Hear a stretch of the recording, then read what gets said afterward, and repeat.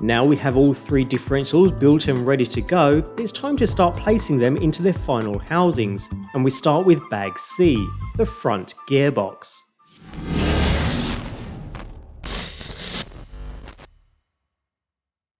You'll need both thread lock and black grease for this bag, so keep them handy, and let's get going by spilling out the contents of bag C, the front gearbox. The gearbox housing itself has been redesigned with additional support for the pinion bearings, helping to improve the lifespan of the gearbox, bearings and gears. It's also moulded from a new harder material to improve consistency during longer mains or extreme bashing sessions.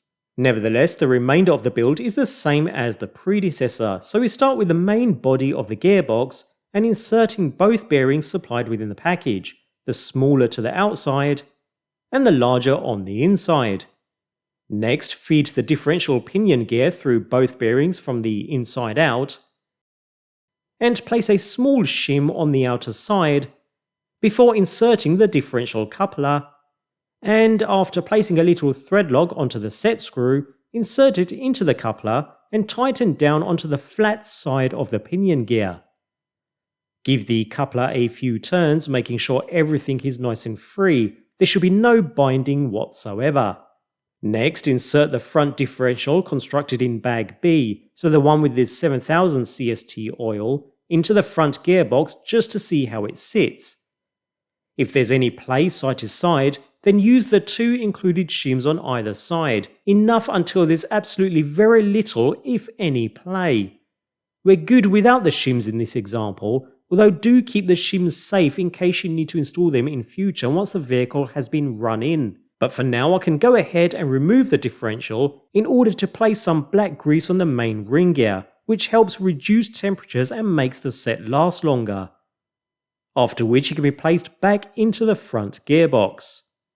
We can then place the gearbox cover on top and secure into place using two 14mm caphead screws supplied within the package. We're screwing into plastic here, so tighten enough so that it's nice and snug, but don't over tighten as you'll risk stripping the threads. And as always, if you do use an electric driver, I'd recommend tightening the last few turns by hand.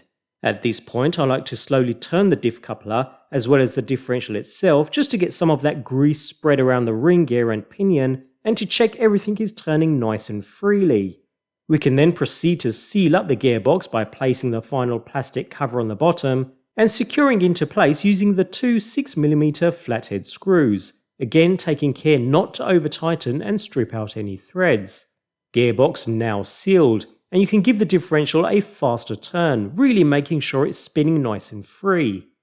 The final step with the front gearbox is to attach the front shock tower, another previously optional part and perfectly CNC crafted with absolutely no imperfections at all, although now with more mounting and tuning positions than the EB48 2.0. Anyway, we'll first attach our shock standoffs. Notice we have several positions depending upon how you wish to tweak your setup, although we'll go with the stock position for the moment, so with the standoff inserted, secure into place with one of the two flanged lock nuts included in the package. You'll find this easier with the use of a 5mm wrench to hold the standoff while we secure the lock nut down into position.